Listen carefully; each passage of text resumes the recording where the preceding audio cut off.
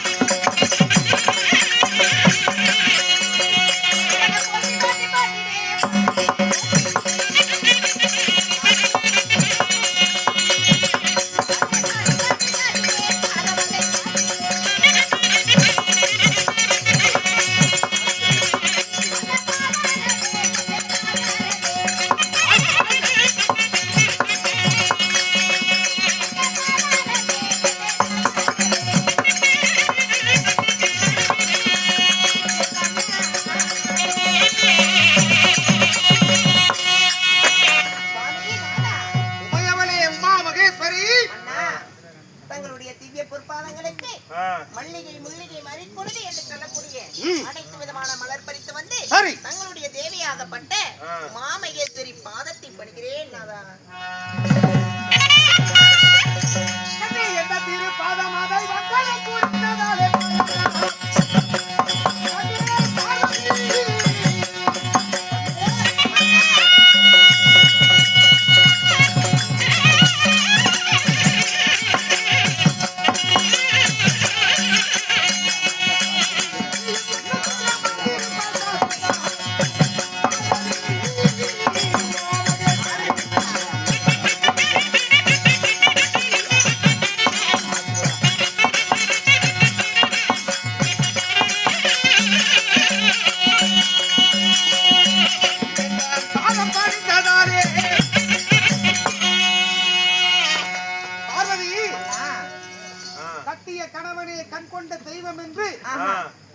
மக்கள் உணர வேண்டும். பெண்கள் அதற்கு எடுத்துக்காட்டாக நீ பிறந்திருக்கிறார்.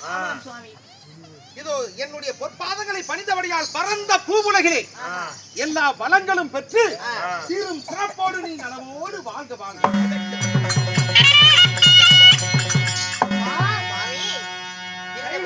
இருக்கும் பொழுது உன்னை அவசரமாக எதற்கு அழைத்தேன் தெரியுமா? அழைத்தது ஒரு காரணம் என்னவென்னா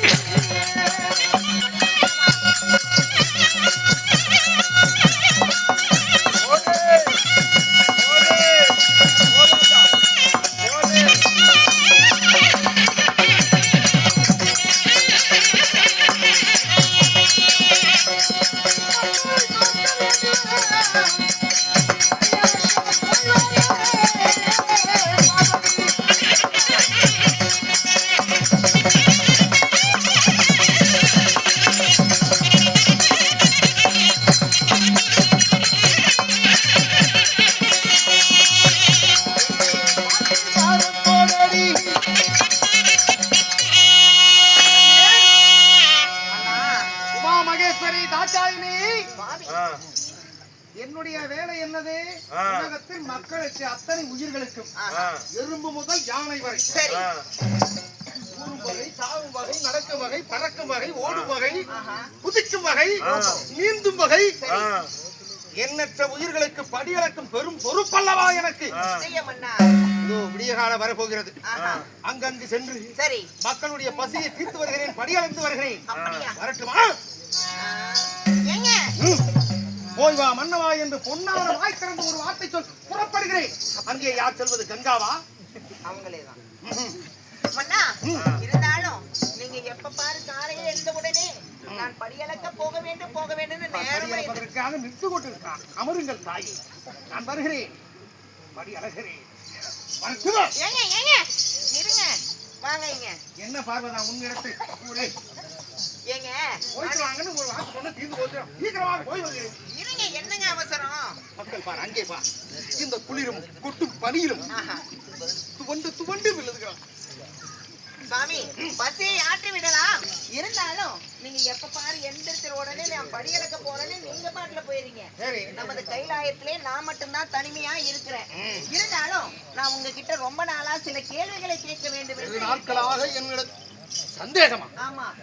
கட்டிய கணவனிடத்தில் திடீரென்று என்னடி உனக்கு ஒரு சந்தேகம்? சந்தேகம் தான் மன்னா.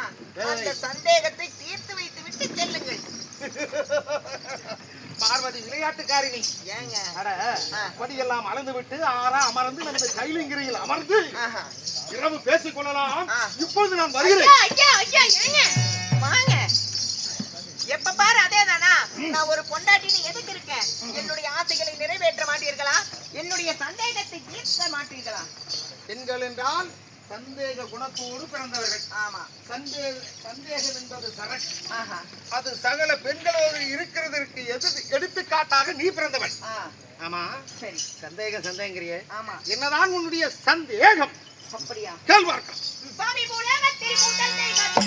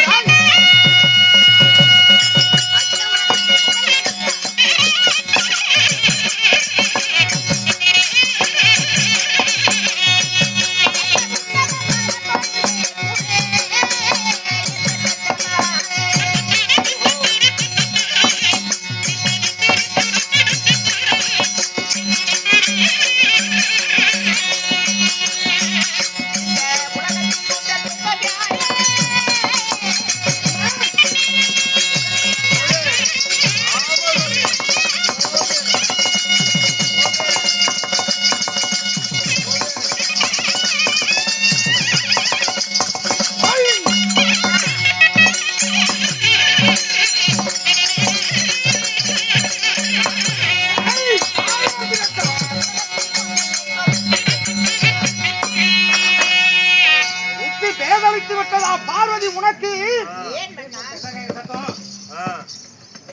படியளக்கு போகக்கூடியவனை வம்பாக இழுத்து உலகத்தில் முதல் தேவன் யார் என்று கேட்கிறாய் நீ? நிச்சயமாக பைத்தியக்காரி. ஏன் பண்ணா? இந்த அகில உலகத்திலே முதல் தெய்வம் மும்மூர்த்தி தேவர்கள் இருக்கீங்க. அந்த மும்மூர்த்தி தேவர்களில் முதல் மூர்த்தி யார் என்று எனக்கு சந்தேகமாக இருக்கிறது. அதற்கு பதிலை சொல்லுங்கள். உலகத்தில் அனைத்தும் அறிந்தவள்ளி. ஆமா இல்லையா? ஆமாங்க. 1000 கண்ணுடையா? உனக்கு தெரியாததா? தெரியாமல் தான் கேட்கிறேன். முதல் தெய்வம் யாருன்னு உனக்கு உண்மையிலே தெரியாது? நிச்சயமாக தெரியாது மன்னா. புத்தி பேதலித்து விட்டது. ஏன் மன்னா? விஞ்ஞானத்துக்கு நீ ஒரு இழுவிச்சொல்லாக மாறி விடுவாய். அப்படியா? கட்டிய கணவனை பார்த்து முதல் தேவ யாருன்னு கேட்கிறேன். ஆமாம். யார் என்று இப்பொழுது சொல்கிறேன். யார்? தெரிந்து கொள். சொல்லுங்க. இந்த உலகத்தின் முதல் தெய்வம் நானே.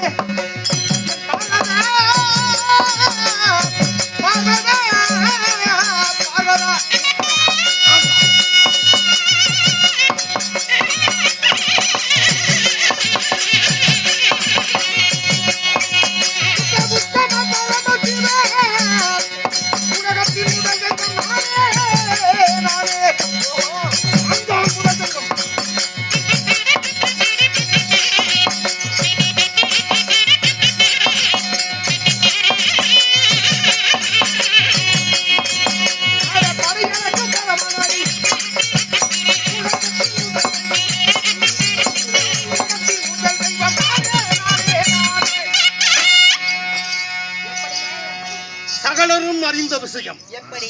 இந்த அண்ட சராசரத்திலே அத்தனை மக்களுக்கும் தெரியும். ஆஹா. உலகத்தில் ஒப்பற்ற தெய்வம், ஒன்னான தெய்வம், முதல் தெய்வம் படியளக்கும் பரமனே, முதல் தெய்வம் நானே பெரிய கடவுள். நீங்கள் பெரியவரா? ஆமா. அப்படி நீங்கள் பெரியவராக இருந்தால் எனக்கு இன்னொரு சந்தேகம் இருக்கிறது.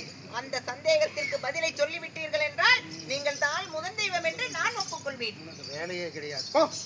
ஏங்க படி எழுந்துட்டு வர்றேங்கிற நீ கூடு படி எழுந்து விட்டு விட்டு உன் சந்தேகத்தை தீர்த்து கொண்டிருப்பதா? இல்ல, ஒரு பொண்டாட்டி என்னுடைய சந்தேகத்தை தீர்த்து வைக்காமல் உங்களுக்கு அப்படி என்ன அங்க முக்கியமான வேலை? தெய்வம் யார் என்றால் நான் என்று சொல்லிவிட்டேன். ஆ, இது மக்களுக்கே தெரியும். ஆஹா. மறுபடியும் என்ன சந்தேகம்? சுவாமி, இந்த அகில உலகத்திலே இதோ பகலிலே வருபவன் அதாவது சூரிய பகவான், சரி. இரவிலே வருபவன் சந்திர பகவான்.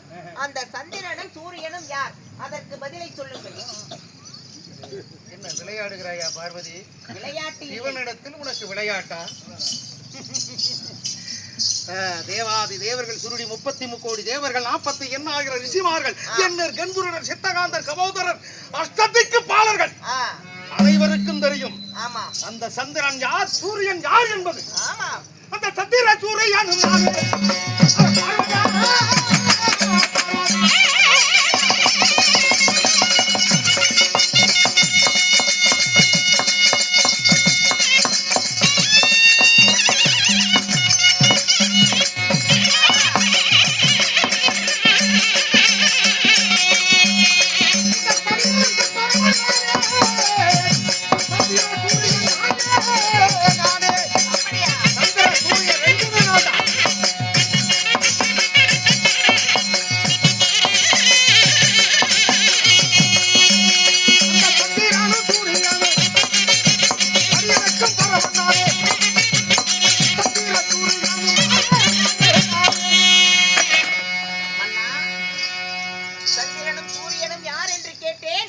அதற்கு பதில் உங்கள் பதில் என்ன?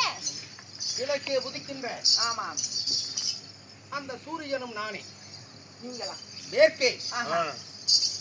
இரவிலே வரக்கூடிய ஆ, அந்த சந்திர பகவானும் நானே. நீங்கள் தானா? சூரியன் என் வலதுகன், ஆஹா. என் இடதுகன் சந்திரன். அப்படியா? அதனால் சந்திரன் சூரியன் ரெண்டுமே நான் தான். ஓஹோ, புரிந்ததா? இப்பொழுது புரிந்து விட்டது மன்னா. இருந்த போதிலும் நீங்கள் படியலை சரி, நான் வருகிறேன். ஏங்க ஏங்க என்னிடத்தில் நீங்கள் வந்து போயிட்டு வாங்குங்கிற, மறுபடியும் வாங்குங்கிற. என்ன பார்வதி விளையாடுங்க? இல்லைங்க, இவ்வளவு நேரம் நான் சந்தேகத்தை கேட்டேன், நீங்களும் பதிலை சொன்னீர்கள். ஆகமாக இருக்கும், சற்று தண்ணீர் குடிச்சிட்டு போங்கன்னு தான் சொன்னேன். ஆமா. வேற எதுவும் கேட்க மாட்டீங்க? வேற எல்லாம் எதுவும் இல்லைங்க. சீக்கிரம் கேள். ஏங்க இன்னொரு சந்தேகம். தண்ணி கொண்டு வரேன்னு போனா மறுபடியும் சந்தேகம் வருது. இல்லைங்க, தண்ணி கொண்டு வரலாம், தண்ணி கொண்டு வரலான்னு இன்னொரு எட்டு எடுத்து வச்சேன். அதுக்குள்ள மறுபடியும் ஒரு சந்தேகம் வந்துருச்சு. இப்படி வேற அடிக்கடி உனக்கு வருகிறது. ஆமா. நீ அடிக்கடி எனக்கு நெருக்கடி செய்கிறான். நெருக்கடியா? சரி கேள். சரி மன்னா, இந்த அகில உலகத்திலே ஒன்று என்றால் என்ன, அதனுடைய பொருள் என்ன, அதை சொல்லுங்கள்.